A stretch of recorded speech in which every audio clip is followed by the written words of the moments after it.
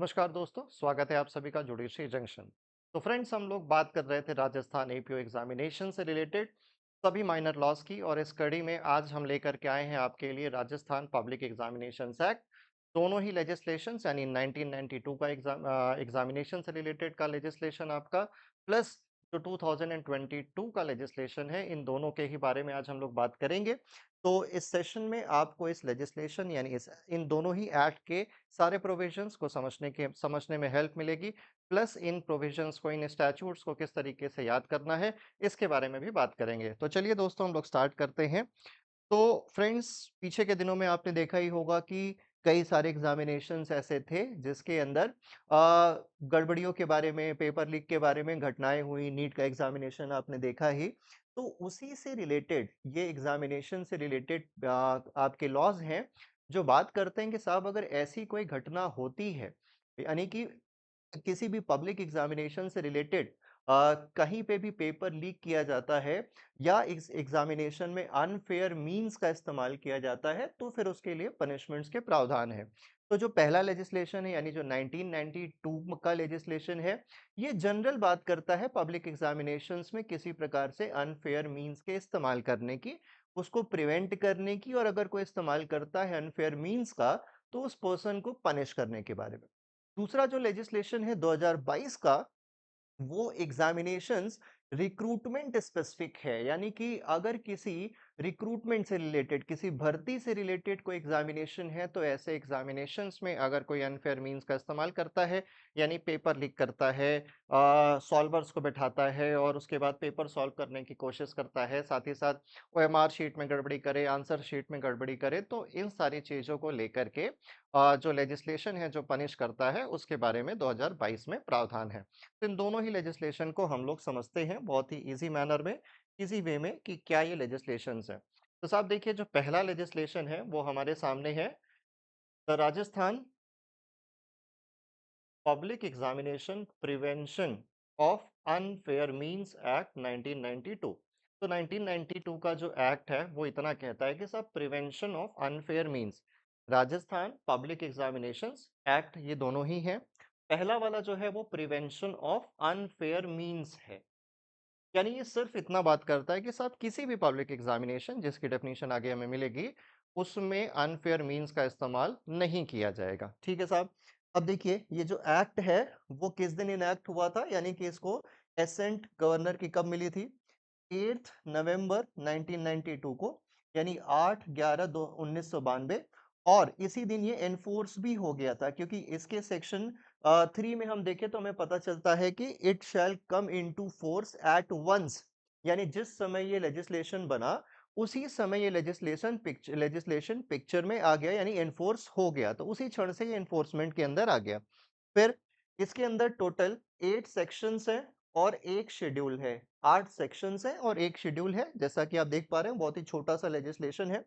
तो चलते हैं सीधे इसकी डेफिनेशंस की तरफ। तो पहले पोर्शन से, यानी पहले सेक्शन से हमने दो बातें सीखी। पहला कि इस लेजिस्लेशन की डेट ऑफ एनफोर्समेंट और इनैक्टमेंट एक ही है, यानी कि 8 नवंबर 1992। और दूसरा कि इसके अंदर 8 सेक्शन है और एक शेड्यूल है। शेड्यूल बताता है कि साहब, ये कौन से एग्जामिनेशंस हैं जो पब्लिक एग्जामिनेशंस की श्रेणी में आते हैं। तो सबसे पहले देखिए, डेफिनीशन सेक्शन 2 के अंदर है। 2A में, इस एक्ट में डेफिनीशन एग्जामिनेशन सेंटर की दी हुई है। सबसे पहले एग्जामिनेशन सेंटर की तीन ही डेफिनीशन आपको ध्यान में रखनी है। एग्जामिनेशन सेंटर का मतलब क्या है? साहब, कोई भी जगह हो जिसको फिक्स किया गया हो फॉर होल्डिंग पब्लिक एग्जामिनेशंस, और इस प्लेस के अंदर आता है उसका सारा premises, entire premises attached there to.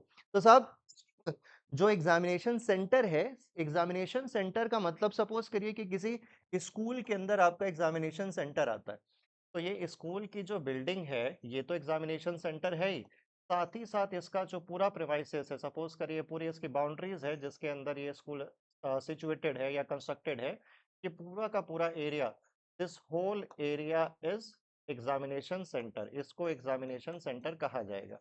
आगे अभी हम 2022 वाली डेफिनेशन भी पढ़ेंगे, उसके अंदर भी लगभग ऐसी डेफिनेशन है, बस उसको प्लेस के साथ एक और चीज, वो इंस्टीट्यूशन और संस्थान भी जोड़ दिया गया है, बाकी इतना सेम ही है। तो एग्जामिनेशन सेंटर के अंदर वो प्लेस तो आती है जहाँ पे पब्लिक एग्जामिनेशन कंडक्ट कराया जा रहा है, जिसको फिक्स किया गया फॉर होल्डिंग पब्लिक एग्जामिनेशन। साथ ही साथ वो सारे प्रेमाइसेस भी आते हैं जिसके अंदर वो प्लेस सिचुएटेड है। उस प्लेस से लगा हुआ सारा प्रेमाइस, यानी स्कूल है, कॉलेज है, कोई और बिल्डिंग है, तो उसके जितना भी उसका प्रेमाइस है, सारा का सारा इसके सेंटर में माना जाएगा। एग्जामिनेशन सेंटर की डेफिनेशन में आएगा। अब देखिए, दूसरी डेफिनेशन 2B में है पब्लिक एग्जामिनेशन के। एग्जामिनेशन सेंटर और फिर पब्लिक एग्जामिनेशन, तीन ही डेफिनेशन याद करनी है इसके अंदर। दूसरी डेफिनेशन है पब्लिक एग्जामिनेशन, इसका मतलब है कि साहब any examination conducted by the board of secondary education for Rajasthan under the Rajasthan secondary examination act 1957। तो जैसे यूपी बोर्ड है, सीबीएसई बोर्ड है, उसी तरीके से राजस्थान बोर्ड द्वारा कंडक्ट करे जाने वाली कोई भी परीक्षा वो इसके अंदर आती है, उसको पब्लिक एग्जामिनेशन माना जाता है। ये लिस्ट कहाँ से है? ये लिस्ट आपके शेड्यूल 1 में है। शेड्यूल 1 हमने पीछे देखा था, उसी शेड्यूल 1 में ये पूरा लिस्ट है, जो कि बताती है कि ये एग्जामिनेशंस पब्लिक एग्जामिनेशन की डेफिनेशन में आते हैं साहब। फिर देखिए, any examination conducted by any university established by law in India. Rajasthan राज्य के अंदर जितनी भी एग्जामिनेशंस किसी भी यूनिवर्सिटी के हो रहे हो, चाहे यूनिवर्सिटी राजस्थान में हो, चाहे यूनिवर्सिटी बाहर में हो, कोई भी लॉ के तहत, जो भारत में लॉ है उसमें जो एस्टैब्लिश यूनिवर्सिटी है, उसकी परीक्षा अगर राजस्थान में हो रही है तो वो भी पब्लिक पब्लिक एग्जामिनेशन है इस एक्ट के लिए। फिर देखिए, any examination conducted by Rajasthan public service commission और यूनियन पब्लिक सर्विस कमीशन। तो भाई संघ लोक सेवा आयोग कराए या राज्य का लोक सेवा आयोग कराए, दोनों ही परीक्षाएं पब्लिक एग्जामिनेशन में आती हैं। फिर examination conducted by any autonomous college. कोई ऑटोनॉमस कॉलेज है, जैसे आपने यहाँ पे यूनिवर्सिटी देखी, वैसे ही ऑटोनॉमस कॉलेज भी समझ लीजिए, उसके एग्जामिनेशन। रेलवे रिक्रूटमेंट बोर्ड के एग्जामिनेशन, आरआरबी को जो एग्जामिनेशन है। राजस्थान हाई कोर्ट द्वारा कंडक्ट कोई एग्जामिनेशन, ठीक है, राजस्थान हाई कोर्ट कोई भी एग्जामिनेशन कंडक्ट कराती, ऑब्वियसली वो रिक्रूटमेंट के लिए कंडक्ट कराएगी, तो वो एग्जामिनेशन भी पब्लिक एग्जामिनेशन है। उसी तरीके से any examination conducted by Rajasthan subordinate and ministerial services selection board, तो जो उसका स्टाफ सिलेक्शन बोर्ड है उसके द्वारा कंडक्टेड जो एग्जामिनेशंस है वो भी। फिर उसी तरीके से any examination of all India trade test AITT conducted by directorate general of training DGT new Delhi under the ministry of skill development and entrepreneurship of government of India. तो ये लिस्ट है, हालांकि ये एग्जॉस्टिव लिस्ट नहीं है। इस list में इस तरीके से चीजें लिखी गई हैं कि साहब ये पब्लिक एग्जामिनेशंस ये तरीके की चीजें आती हैं। तो यूनिवर्सिटी कॉलेजेस के एग्जामिनेशंस हो गए, इसके अलावा हाई कोर्ट के एग्जामिनेशन, सिलेक्शन बोर्ड्स के एग्जामिनेशन, पब्लिक सर्विस कमीशन के एग्जामिनेशंस, और एक मिनिस्ट्री के DoD DGT ministry general training की जो मिनिस्ट्री है, इसके एग्जामिनेशंस को भी पब्लिक एग्जामिनेशन की डेफिनेशन में डाल दिया गया है। ठीक है साहब। पिछली बार जब एग्जामिनेशन हुआ था राजस्थान का, तो यहाँ से इस लेजिस्लेशन से भी दो सवाल आए थे। इस बार भी मेरा अनुमान ये है कि ये शेड्यूल का जो लिस्ट है, इससे सवाल आपको देखने को मिल सकता है पब्लिक एग्जामिनेशंस एक्ट के अंदर में, तो इसको थोड़ा अच्छे से एक बार पढ़िएगा जरूर।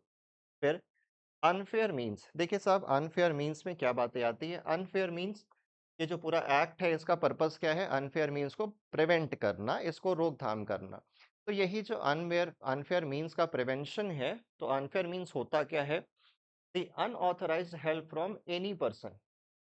कोई बच्चा है, कोई विद्यार्थी है, या कोई भी जो परीक्षा दे रहा है, परीक्षा में बैठा है, वो अगर अनऑथराइज्ड हेल्प लेता है, ऐसी मदद जो मदद स्वीकृत नहीं है, अनऑथराइज्ड है, तो ऐसी मदद लेना फ्रॉम एनी मटेरियल, किसी मटेरियल से लेता है, किसी पर्सन से लेता है, किसी मटेरियल से लेता है। मटेरियल कैसा हो? रिटन हो, रिकॉर्डेड हो, प्रिंटेड हो, या किसी भी फॉर्म में हो, व्हाट्सोएवर, ठीक है, इलेक्ट्रॉनिक फॉर्म में भी हो सकता है।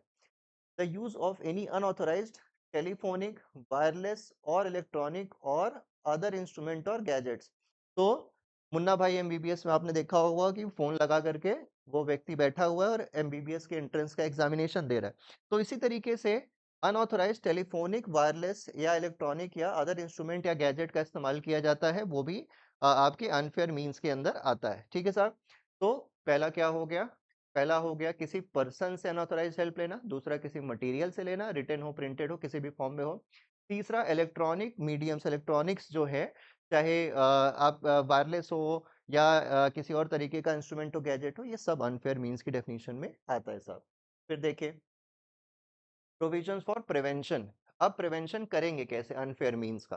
तो 3 प्रोविजंस हैं इसके बहुत इंपॉर्टेंट, देख लीजिए। टोटल 8 ही सेक्शंस हैं जिसमें से 7 ही आपको याद कर 6 ही आपको याद करने हैं। सेक्शन 3 कहता है साहब, prohibition of use of unfair means. No person shall use any unfair means. कोई भी व्यक्ति कोई भी अनफेयर मीन्स का इस्तेमाल करेगा ही नहीं। तो सेक्शन 3 सीधे सीधे कह देता है कि साहब किसी भी पब्लिक परीक्षा के अंदर, लोक परीक्षा के अंदर, पब्लिक एग्जामिनेशन के अंदर किसी प्रकार का कोई भी क्या नहीं होगा, अनफेयर मीन्स का इस्तेमाल नहीं किया जाएगा। तो सबसे पहले सेक्शन 3 ये कहता है। फिर दूसरा है सेक्शन 4, अनऑथराइज्ड पोजीशन और डिस्क्लोजर ऑफ क्वेश्चन पेपर। तो क्वेश्चन पेपर जो होगा उस परीक्षा का, उसका कोई भी व्यक्ति अनऑथराइज्ड पोजीशन नहीं ले सकता है। अगर आप ऑथराइज नहीं है उसको पोजेस करने के लिए तो आपको पोजीशन इसका नहीं मिलेगा। ऐसे ही सेम प्रोविजन आपको 2022 के लेजिस्लेशन में भी मिलेगा। 3 तो सेम मिलेगा, 4 जो है वो आपको सेक्शन 6 के रूप में मिलेगा वहां पे। तो क्या कहता है देखिए, no person not authorised before the examination. परीक्षा शुरू होने से पहले अपने हाथ में पेपर लेने के लिए जो व्यक्ति ऑथराइज नहीं है, या जो व्यक्ति पेपर को देखने के लिए ऑथराइज नहीं है, वो व्यक्ति क्या नहीं कर सकता, प्रोक्योर प्रोक्योर नहीं कर सकता, यानी कि उसको हासिल नहीं कर सकता, अटेम्प्ट टू प्रोक्योर नहीं कर सकता, हासिल करने का प्रयास नहीं कर सकता, पजेस नहीं कर सकता, अपने पास रख नहीं सकता है सच क्वेश्चन पेपर और एनी पोर्शन और कॉपी देयर ऑफ। ठीक है साहब। तो क्वेश्चन पेपर का लीकेज रोकने के लिए जो प्रावधान है, ये कहता है कि साहब अगर आप ऑथराइज नहीं हैं तो आप प्रोक्योर नहीं कर सकते क्वेश्चन पेपर, उसको प्रोक्योर करने का अटेम्प्ट नहीं कर सकते, और साथ ही साथ आप पेपर को पजेस नहीं कर सकते। देन इम्पार्ट और offer to impart information which he knows और has reason to believe to be related to or derived from or to have a bearing upon such question paper। तो इसके अलावा अगर आप कोई इंफॉर्मेशन, कोई नॉलेज किसी व्यक्ति को देते हैं, इम्पार्ट करते हैं या अटेम्प्ट करते हैं इम्पार्ट करने का, कि कोई जानकारी है, आपको पता है कि साहब क्वेश्चन पेपर के अंदर ये पर्टिकुलर सवाल पूछा गया है, एक क्वेश्चन है, एक मान लीजिए आपका ही इसका एग्जामिनेशन हो रहा है एपीओ का, राजस्थान एपीओ का, और उसके अंदर आप कोई व्यक्ति है जिसको पता चल गया कि साहब इसके अंदर जो है पब्लिक एग्जामिनेशन एक्ट के सेक्शन 4 से सवाल आया हुआ है। ये इंफॉर्मेशन डिसेमिनेट अगर उसने करी है, इम्पार्ट करी है, ये नॉलेज उसको कैसे भी पता चल गया हो, ये क्या होगा, सेक्शन 4 का उल्लंघन होगा, जिसके लिए अपराध आगे बताया गया है। ठीक है साहब। फिर और क्या है प्रिवेंशन में, prevention of leakage by person interested with examination work. यही सेम प्रोविजन आपको 2022 के एक्ट में भी मिलेगा। 5 5 सेम है, 3 3 सेम है, और 4 वहां पे 6 हो जाता है। ठीक है, और 4 वहां पे एक एक्स्ट्रा हो जाता है। तो 5 क्या कहता है साहब, कि कोई भी व्यक्ति जो एग्जामिनेशन की ड्यूटी जिसकी लगी है, उस काम में लगा है, वो किसी प्रकार से डायरेक्टली या indirectly divulge or cause to be divulged or make known to any other person any information or part thereof। ठीक है। तो क्वेश्चन पेपर से अलावा अगर और कोई इंफॉर्मेशन है जो आपके पास है उस परीक्षा में ड्यूटी होने की वजह से, या उस परीक्षा के कंडक्ट कराने में कहीं ना कहीं आपका एक एक ड्यूटी लगी हुई है, कहीं ना कहीं आप उसके अंदर उसका हिस्सा है, तो ऐसे में कोई इंफॉर्मेशन ऐसी है जो कॉन्फिडेंशियल है, जो आपके पास है, उस इंफॉर्मेशन को इम्पार्ट करते हैं, तो वो सेक्शन 5 का उल्लंघन होगा, इसका कॉन्ट्रावेंशन होगा।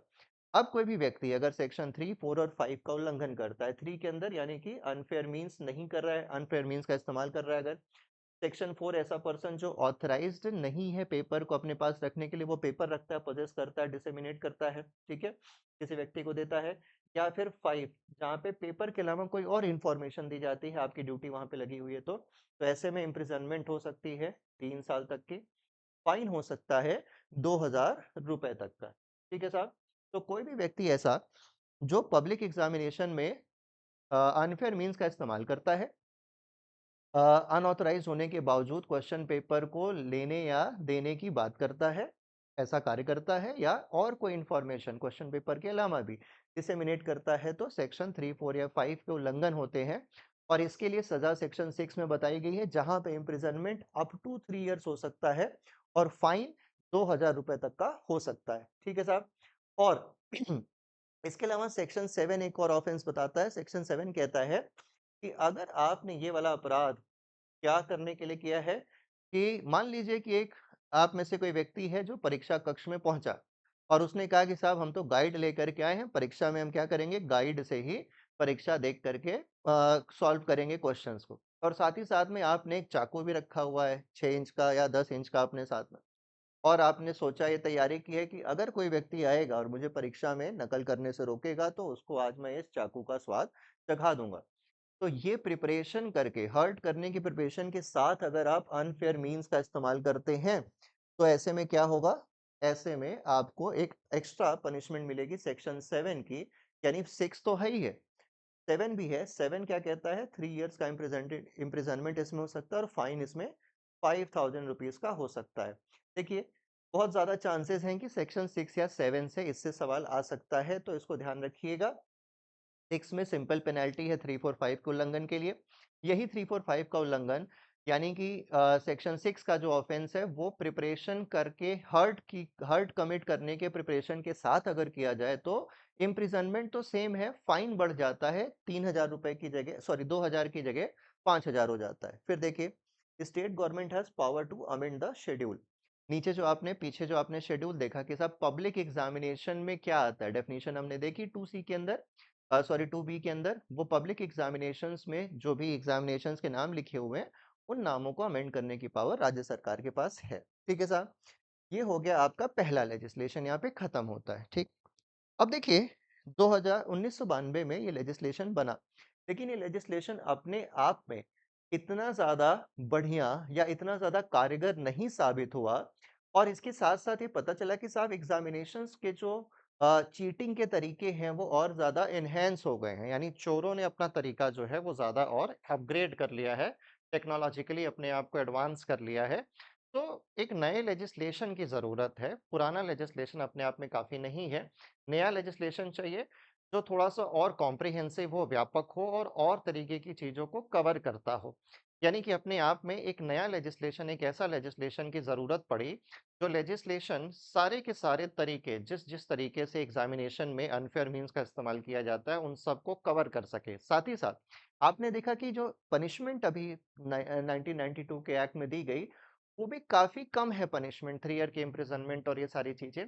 जो कि एक डेटर क्रिएट नहीं करती है, यानी मैक्सिमम इम्प्रिजनमेंट अगर 3 साल है, तो किसी व्यक्ति को 6 महीने की भी सजा हो सकती है, 2 साल की भी हो सकती है, 1 साल की भी हो सकती है।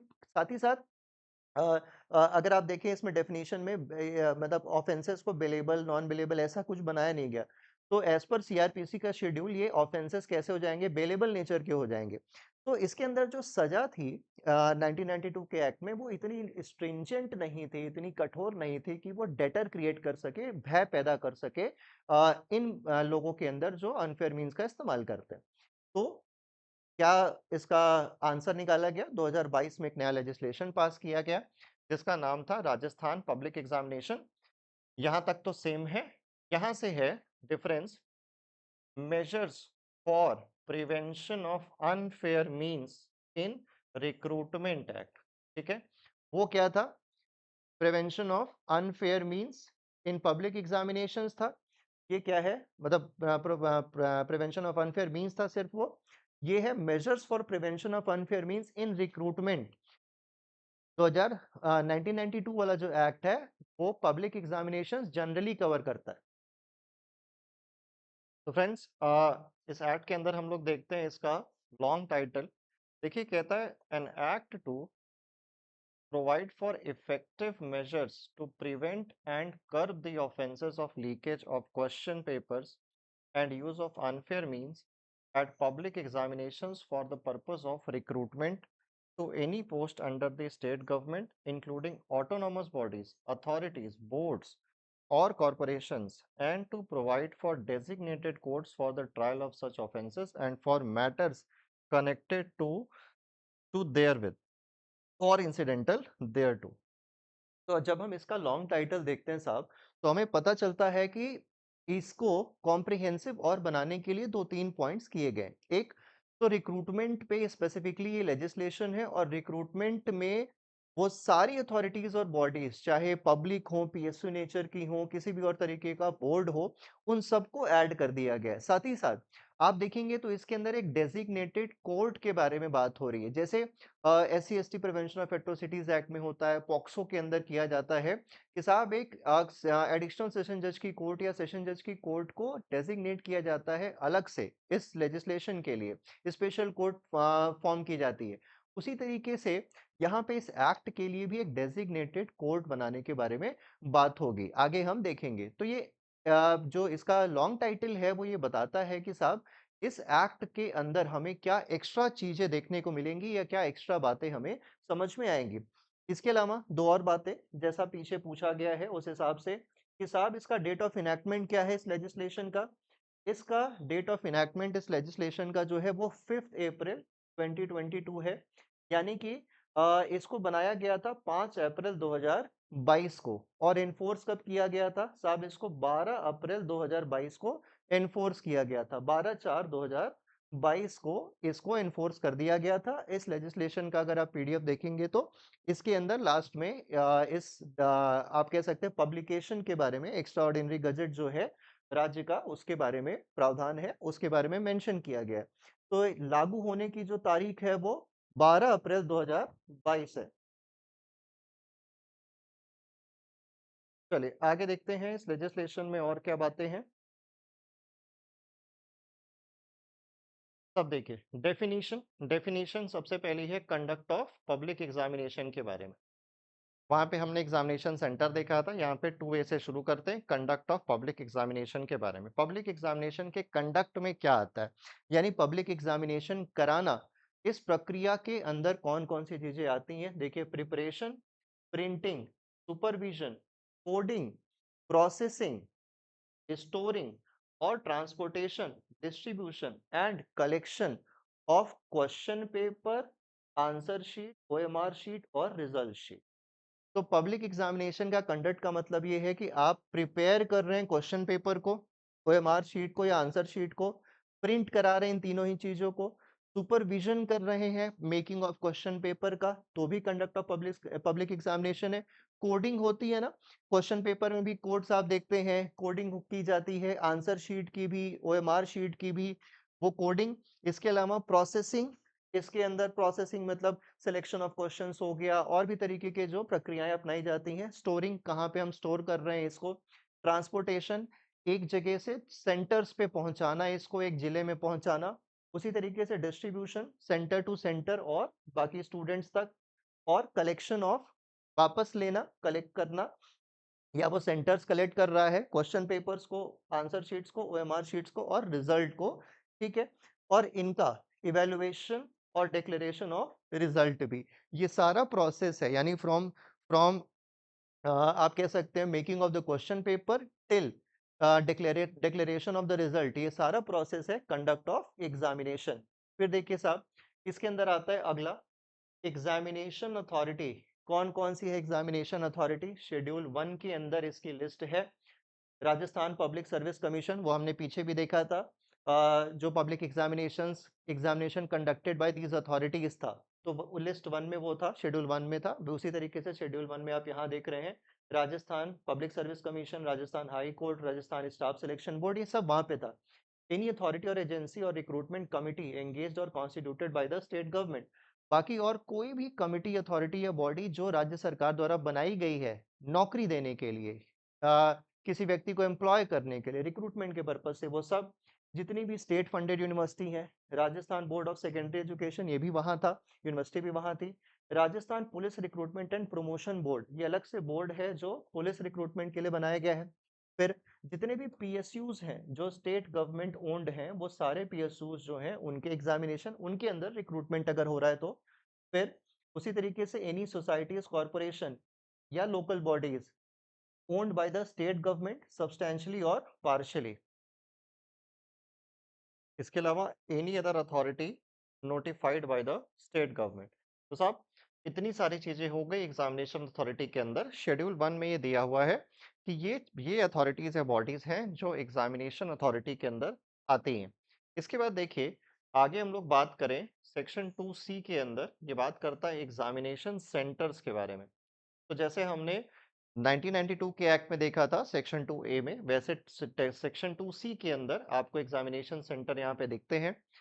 ये वो इंस्टीट्यूशन है या पार्ट देयर ऑफ है या प्लेस है जो फिक्स्ड है फॉर होल्डिंग एग्जामिनेशन। यही सेम हमने 2A में वहां देखा था डेफिनेशन। हमने बात की थी कि डेफिनेशन में एक एडिशन इंस्टीट्यूशन का है, includes entire premises attach thereto. तो साहब डेफिनेशन को याद करने के लिए सिंपल तरीका है कि जो इंग्रेडिएंट्स हैं वो याद कर लीजिए आप। तो एग्जामिनेशन सेंटर का मतलब होता है इंस्टीट्यूशन या उसका पार्ट। साथ ही साथ अगर कोई प्लेस है फिक्स्ड फॉर होल्डिंग एग्जामिनेशन तो उसके अंदर उसका सारा प्रीमाइसेस आता है। देन एग्जामिनी, एग्जामिनी कौन होता है साहब? ऐसा person who has been granted permission to appear in examination including a scribe. तो मान लीजिए कोई ऐसा व्यक्ति है जो स्पेशली एबल्ड है, जिसको कि एक सहायता की जरूरत है, उसको स्क्राइब आप कह सकते हैं।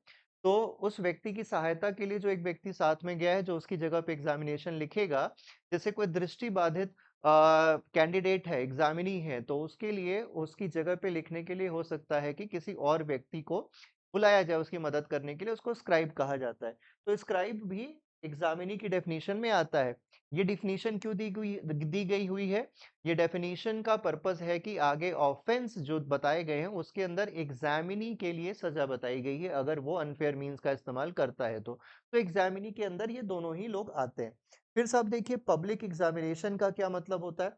पब्लिक एग्जामिनेशन का मतलब है for the purposes of recruitment to the state government including autonomous bodies, authorities, boards या कॉरपोरेशंस। ठीक है, लिस्ट 2 शेड्यूल जो है उसके अंदर वो सारी अथॉरिटीज या बॉडीज की सबकी लिस्ट दी हुई है जहां पे रिक्रूटमेंट के लिए अगर एग्जाम हो रहा है तो उसको हम पब्लिक एग्जामिनेशन कहेंगे। तो आप देख रहे हैं कि दोनों ही लेजिस्लेशन में 1992 के एक्ट में और 2022 के एक्ट में एक डिफरेंस है कि 2022 का एक्ट ज्यादा फोकस्ड है ऑन रिक्रूटमेंट, जबकि 1992 का एक्ट जो है वो एक जनरल एक्ट है। फिर देखिए आगे हम लोग बात करते हैं अनफेयर मीन्स की। तो प्रिवेंशन ऑफ अनफेयर मीन्स ही है, measures to prevent unfair means in recruitment.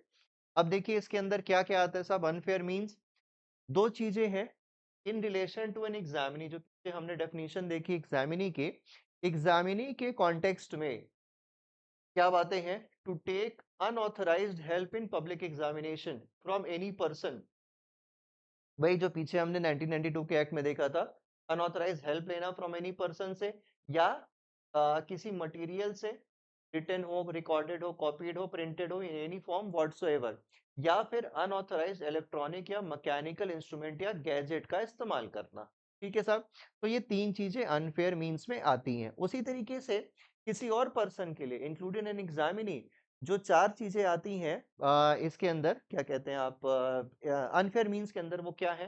To impersonate, यानी कि किसी और व्यक्ति के जगह चले जाना परीक्षा देने के लिए। आपने देखा होगा ना न्यूज़ में हम लोगों ने कई बार सुना है कि एक कैंडिडेट है उसकी जगह पे फोटो वोटो बदल के और उसकी पहचान बदल के कोई और व्यक्ति चला गया पेपर देने के लिए। तो इम्पर्सोनेशन या लीक और अटेम्प्ट टू लीक और conspire to leak question paper को लीक करना, ये भी अनफेयर मीन्स में है। उसी तरीके से टू प्रोक्योर और अटेम्प्ट टू प्रोक्योर और attempt to possess question paper in unauthorised manner. तो क्वेश्चन पेपर को हासिल करना, अपने पास लेना या प्रयास करना ऐसा करने का, ये भी अनफेयर मीन्स है। सॉल्वर बिठा देना साहब, सॉल्व कर देना, सॉल्व और अटेम्प्ट टू सॉल्व और seek assistance to solve question paper in unauthorised manner. ठीक है, अनऑथराइज्ड मैनर में क्वेश्चन पेपर को सॉल्व करना। भाई बहुत सारे मुन्ना भाई एमबीबीएस घूम रहे हैं जो पेपर सॉल्व करते हैं, नीट का पेपर आपने देखा ही है। डायरेक्टली और indirectly assist the examinee in the public examination in unauthorised manner. बाकी उस एग्जामिनी के यानी वो व्यक्ति जो पेपर दे रहा है उसको हेल्प करना, ये सब क्या है, ये सब अनफेयर मीन्स का एग्जाम्पल है। Any person also includes an examinee. ठीक है, तो एक्सप्लेनेशन इसका कहता है कि ये जो सेकंड पार्ट में आप एनी पर्सन लिखा हुआ देख रहे हैं, इस एनी पर्सन में एग्जामिनी भी ऐड कर लीजिए। यानी एग्जामिनी के लिए अलग से तो बताया ही है वन में, जहाँ पे कह रहा है कि साहब एग्जामिनी अगर हेल्प लेता है या मटेरियल से, पर्सन से या इलेक्ट्रॉनिक गैजेट से तो वो अनफेयर मीन्स कर ही रहा है। साथ ही साथ अगर एग्जामिनी ही सॉल्वर को बुलाने की, पेपर प्रोसेस करने की, ये सारे काम करता है तो भी अपराध है। तो वन में वाले ऑफेंसेस के लिए भी सजा है, आगे हम देखेंगे सेक्शन 10 में, और 2 के लिए भी अलग सजा बताई गई है, आगे सेक्शन 10 में हम देखेंगे। फिर साहब देखिए प्रिवेंशन किया कैसे जाता है। तो सेक्शन जैसा आपने सेक्शन 3 पढ़ा था पीछे, prohibition of use of unfair means, no person shall use any unfair means in an examination. ये सीधा सीधा सेक्शन 3 ये 1992 के एक्ट में भी सेम था। ठीक है, तो सेक्शन 3 सीधा सीधा कहता है कि साहब अनफेयर मीन्स का इस्तेमाल नहीं करना है। फिर आता है सेक्शन 4। सेक्शन 4 क्या है? सेक्शन 4 ये एक नया प्रोविजन है, मतलब 1992 वाले एक्ट की तरह नहीं है। वहाँ जो सेक्शन 4 था वो आगे सेक्शन 6 से हम देखेंगे। ये ऐसा है कि साहब ऐसा पर्सन जो ऑथराइज्ड है bye virtue of his duties, जैसे अभी नीट के अंदर आपने देखा कि एक प्रोफेसर थी, ऐसे आप एग्जांपल देख सकते हैं, ये प्रोफेसर थी, इनके पास कुछ क्वेश्चंस थे और उन्होंने उन क्वेश्चंस को डिस्क्लोज कर दिया था, तो यानी वो सेक्शन 4 का उल्लंघन कर रही है इस एक्ट के। 22 का जो एक्ट है इसका सेक्शन 4 का वॉयलेशन है। ठीक है साहब, तो ये जो सेक्शन 4 का वॉयलेशन है क्या है, कहता है कि no person authorised by virtue of his duty in relation to public examination shall before the time fixed, अगर इनमें से कोई काम करता है, ओपन करता है, लीक करता है, प्रोक्योर करता है, अटेम्प्ट करता है, पजेस करता है या सॉल्व करता है सच क्वेश्चन पेपर या पार्ट या कॉपी देयर ऑफ। ठीक है, तो ओपन कर दे, क्वेश्चन पेपर को खोल दे समय से पहले, लीक कर दे क्वेश्चन पेपर को समय से पहले, प्रोक्योर कर ले, खरीद ले, हासिल कर ले किसी तरीके से, या अटेम्प्ट कर ले प्रोक्योर करने का, पोजेस कर ले, ठीक है, सॉल्व कर दे, ये सारी चीजें क्या है, ये सेक्शन 4 का possession and disclosure of question paper के बारे में है, अलग से एक सेक्शन। फिर कहता है गिव और promise to give any confidential information relating to questions. ठीक है, तो क्वेश्चन पेपर से रिलेटेड कोई सवाल वगैरह है, आपने बता दिया कि साहब ये पर्टिकुलर सवाल आने वाला है, ये सारी चीजें आपने अगर बता दी तो सेक्शन 4 का कॉन्ट्राडिक्शन है। तो अगर आप ऑथराइज हैं, जैसे इनके पास, इन महिला के पास ऑथराइजेशन था क्वेश्चन पेपर बनाने का, तो इन्होंने क्वेश्चन पेपर बनाया, एक्सेस मिला इनको क्वेश्चंस का, और उन्होंने वो क्वेश्चंस जो है वो आगे बांट दिए, बेच दिए, कहने का मतलब है, जो कि सेक्शन 4 का अपराध है। अब देखिए सेक्शन 5, ये कहता है prevention of leakage by person engaged और इंटरेस्टेड विद एग्जामिनेशन। वही जो सेक्शन 5 में हमने 1992 के एक्ट में पढ़ा था, सेम वही है कि साहब क्वेश्चन पेपर या उससे रिलेटेड चीज़ों को के अलावा अगर कोई और इंफॉर्मेशन आपके पास है, तो इस इंफॉर्मेशन को आप क्या कर सकते हैं, शेयर कर सकते हैं, सॉरी शेयर नहीं कर सकते हैं। अगर करते हैं तो सेक्शन 5 का ऑफेंस होगा। फिर देखिए साहब सेक्शन 6, सेक्शन 6 कैसा है? एग्जैक्टली सेक्शन 4 जैसा है। ठीक है, आप ऑथराइज नहीं है, सेक्शन 4 मतलब सेक्शन 4 ऑफ 1992 वाला जो एक्ट है, ये कहता है आप ऑथराइज नहीं है डिस्क्लोजर करने के लिए पेपर का, आंसर शीट का या ओएमआर का। तो अगर आप पर्सन ऐसे हैं जो लॉफुली ऑथराइज नहीं है या परमिटेड नहीं है, तो आप ना ही क्वेश्चन पेपर, ना ही आंसर शीट, ना ही ओएमआर शीट, ना ही पजेस करेंगे, ना ना अटेम्प्ट करेंगे पोजेस करने का, paper, answer sheet, OMR sheet, और कोई ना ही आप ऑफर करेंगे इम्पार्ट करने का कोई ऐसी नॉलेज जो पेपर से, क्वेश्चन पेपर से रिलेटेड है। तो 4 किसके लिए है? ऑथराइज पर्सन के लिए। 6 किसके लिए है? अनऑथराइज पर्सन के लिए। ठीक है साहब, फिर देखिए सेक्शन 7 प्रोहिबिट करता है, prohibition to enter examination centre no person other than person interested और एंगेज्ड इन एग्जामिनेशन। आप लोगों ने पीछे दिनों देखा होगा कि साहब फोटोज आती थी पहले, बिहार में परीक्षा चल रही है और बोर्ड की परीक्षा, और खिड़कियों से बहुत सारे लोग जो है वो लटके हुए हैं और यहाँ से गाइड वगैरह बच्चों को दे रहे हैं। ठीक है, ये आपने फोटो में देखी होंगी, वीडियोस देखे होंगे। ठीक है, तो ये जो है कि भाई एग्जामिनी जो व्यक्ति अंदर हॉल में बैठ के परीक्षा दे रहा है, सेंटर के अंदर है, वो सिर्फ और सिर्फ एग्जामिनी होगा, उसके अलावा कोई और पर्सन ऑथराइज नहीं है सेंटर के अंदर जाने का। ठीक है, फिर सेक्शन 8 कहता है no place other than examination centre shall be used for public examination. Public examination कहाँ पे होगा? वही सेंटर जो ऑथराइज्ड है वहीं पे होगा, उसके अलावा और कहीं नहीं होगा। फिर ऑफेंसेस बाय कंपनीज एसेट्रा, तो साहब कंपनीज वगैरह के जो ऑफेंसेस होंगे वही सेम बातें हैं इसके अंदर की, जो व्यक्ति लायबल होगा उसके ऊपर उस पनिशमेंट इंपोज की जाएगी, जो भी उसका manager, director etcetera etcetera persons होंगे उनके ऊपर कार्यवाही होगी। Any person is responsible for conduct of examination from that company. मान लीजिए कि टीसीएस कंपनी है, टीसीएस कंपनी को एक उनके उनको एक कॉन्ट्रैक्ट दिया गया कि साहब आपको एक ऑनलाइन परीक्षा करानी है, और वहां से उस ऑनलाइन परीक्षा में कुछ गड़बड़ी हो जाती है, सेक्शन मान लीजिए 4 का वायलेशन हो जाता है, या किसी और तरीके का वायलेशन हो जाता है, तो ऐसे में जो भी पर्सन इसके लिए टीसीएस में रिस्पॉन्सिबल होगा उस पर्सन को पनिश किया जाएगा, ये सेक्शन 9 कहता है। ठीक है, लंबा चौड़ा सेक्शन है लेकिन है कुछ नहीं, बहुत आसान बात इतनी ही है। ठीक है साहब। फिर पेनल्टीज, क्या क्या पेनल्टीज है ध्यान देने वाली, देखिए। पहला है पेनल्टी, ये बताता है कि अगर सेक्शन 2F1 जो हमने अनफेयर मींस देखा था ना, जो सिर्फ एग्जामिनी के लिए था, वन वाले में यानी कि वो हेल्प ले रहा है किसी पर्सन से, मटेरियल से या इलेक्ट्रॉनिक गैजेट का इस्तेमाल कर रहा है, तो ऐसे में पनिशमेंट है 3 साल तक की, और जुर्माना कम से कम 1 लाख रुपए का होगा और ज्यादा भी हो सकता है। और अगर जुर्माना नहीं दिया तो 9 महीने का इम्प्रिजनमेंट होगा। दूसरा, अनफेयर मींस अगर आप कैसा करते हो, वो सेकंड वाला जो था, यानी एफ के 2 वाला, ठीक है, सेक्शन 2F का 2 क्लॉज वाला, जिसके अंदर की हमने देखा कि साहब सॉल्वर को बिठा देना, पेपर सॉल्व कर देना, पेपर प्रोक्योर कर लेना, ये सारी बातें जो थी, उसका कॉन्ट्रावेंशन अगर होता है तो कम से कम 5 साल और ज्यादा से ज्यादा 10 साल। ठीक है साहब। कम फाइन कितना होगा, साथ साथ कम से कम 10 लाख और ज्यादा से ज्यादा 10 करोड़ रुपए तक का फाइन हो सकता है। और 2 साल की सजा एडिशनल, डिफॉल्ट ऑफ फाइन में अगर फाइन ना दिया जाए तो 2 साल तक की सजा हो सकती है। ये लिखने की जरूरत कोई खास थी नहीं, 9 मंथ्स तो नहीं लिखने की जरूरत थी क्योंकि वो 1/4 वहां से हो ही गया था सीआरपीसी से, बट यहाँ पे भी लिख दिया गया है 2 साल तक की एडिशनल इम्प्रिजनमेंट इसको हो सकती है, और यहाँ 9 महीने तक। ठीक है साहब। दूसरा कहता है कि ये जो 5 साल मिनिमम है ना, कि कम से कम 5 साल होगी होगी, कोर्ट इसको रिलैक्स कर सकता है स्पेशल रीजंस रिकॉर्ड करने के साथ। तो अगर कोर्ट को लगता है, न्यायालय को लगता है कि यहाँ पे 5 साल ज्यादा होगा, 5 साल से कम भी देना चाहिए, कम देना चाहिए, तो न्यायालय 5 साल से कम दे सकता है, कोई इसमें दिक्कत की बात नहीं है। फिर देखिए साहब, अगला कुछ मिसलेनियस प्रोविजंस है। पहला, डिपार्टमेंट सेक्शन 11, ये देखिए, ये इससे सवाल आपको पूछा जा सकता है। डिबारमेंट क्या है, कि अगर एक बार किसी व्यक्ति को सेक्शन 10 की सजा मिल गई, एग्जामिनी को, किसी विद्यार्थी को, कैंडिडेट को, तो अगले 2 साल तक उसको डिबार कर दिया जाएगा, वो 2 साल तक परीक्षा नहीं दे सकता, कोई भी परीक्षा 2 साल तक नहीं दे सकता। फिर सेक्शन 12 कहते हैं कि साहब अटैचमेंट या कन्फिस्केशन हो सकता है प्रॉपर्टी का। तो कोई व्यक्ति है जिसने पेपर लीक किया और वहां से 2-4 करोड़ रुपए कमाए और उसके बाद उससे संपत्ति ले ली, तो वो जो संपत्ति उसने ली है वो संपत्ति भी क्या हो जाएगी, कन्फिस्केट हो जाएगी।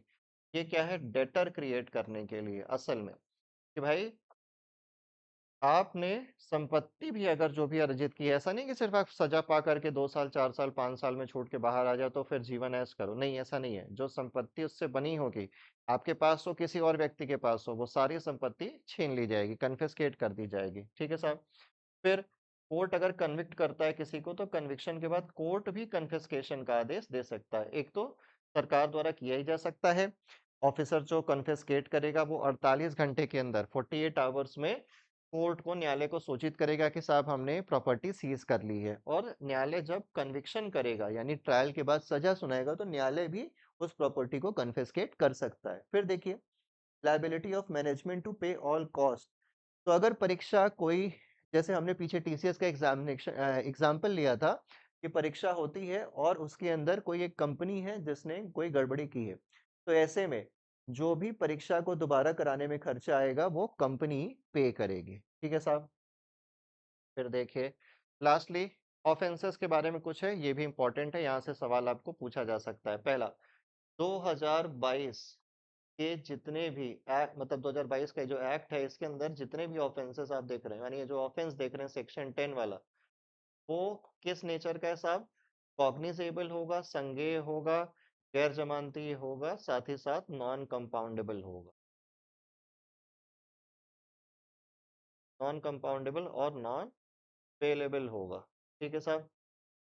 फिर सेक्शन 15 कहता है, investigation police officer not below the rank of additional superintendent of police, कम से कम एडिशनल सुपरिटेंडेंट ऑफ पुलिस की रैंक का होना चाहिए, वो व्यक्ति ही क्या हो सकता है, इसमें इन्वेस्टिगेशन कर सकता है। देखिए ये सब इंपॉर्टेंट है, सवाल यहाँ से पूछा जा सकता है, प्री में बन सकता है। फिर cases tribal bye designate court, starting में हमने इसके लॉन्ग टाइटल में देखा था कि साहब डेजिग्नेट कोर्ट बनाने के बारे में है, तो डेजिग्नेट कोर्ट जो होगी उसके बारे में है डेजिग्नेट कोर्ट। 16 में है कि साहब केसेस ट्राई किया करेगा कौन, डेजिग्नेट कोर्ट ही करेगी। और फिर इसके बाद सेक्शन 17 लास्ट सेक्शन बताता है साहब इसका कि स्टेट गवर्नमेंट क्या करेगी, लास्ट नहीं है मतलब इसके बाद भी सेक्शन, लेकिन स्टेट गवर्नमेंट सेक्शन 17 बताता है कि स्टैब्लिश करेगी in consultation with chief justice of high court. देखिए लिख देता हूं मैं अलग से, chief justice of high court of Rajasthan, इनसे कंसल्ट करके कोर्ट एक कोर्ट ऑफ सेशन को, सॉरी स्टेट गवर्नमेंट एक कोर्ट ऑफ सेशन को डेजिग्नेट कर देगी। तो वो डेजिग्नेटेड कोर्ट क्या करेगी, सिर्फ वही इस एक्ट के अंदर मुकदमों को डील करेगी और कोई न्यायालय इससे रिलेटेड मुकदमों को डील नहीं करेगा। ठीक है साहब। तो पिछली बार जहां तक मुझे याद है 4 से 5 क्वेश्चन इन दोनों लेजिस्लेशन को मिला के आए थे। तो 4 से 5 क्वेश्चन इस बार भी आने की आशंका है इन एक्ट से, इन दोनों ही एक्ट से मिला करके आ सकता है। कौन कौन से प्रोविजन इंपॉर्टेंट है ये मैंने बता दिया। बाकी आप अगर इसके ऊपर कोर्स चाहते हैं तो कोर्स दोस्तों मैंने लॉन्च कर दिया है। Price of the course is only ₹1। आप इसको ज्वाइन कर सकते हैं। ऐप पे हमारी ऐप जुडिशरी जंक्शन आप डाउनलोड कर लीजिए और जुडिशरी जंक्शन ऐप डाउनलोड करके रजिस्टर करेंगे तो आपको राजस्थान एपीओ का बैच मिल जाएगा। अब राजस्थान एपीओ के बैच को ज्वाइन करके आप हमारे साथ पढ़ सकते हैं, जहाँ पे आप क्वेश्चन पेपर्स यानी टेस्ट सीरीज इससे रिलेटेड प्री और मेंस दोनों की ही तैयारी साथ में करेंगे, सारे मेजर और माइनर सब्जेक्ट्स प्लस लैंग्वेज के साथ में। अब इसके अलावा अगर आप मुझसे कनेक्ट करना चाहते हैं, कोई भी डाउट आपको है, तो आप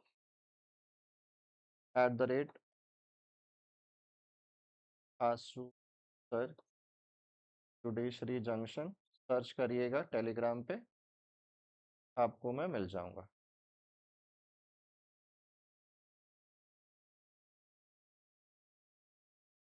ठीक है फ्रेंड्स, तो आज के लिए बस इतना ही। मिलते हैं हम नेक्स्ट सेशन में कोई और माइनर लेजिस्लेशन के साथ में। तब तक के लिए thank you so much, bye bye.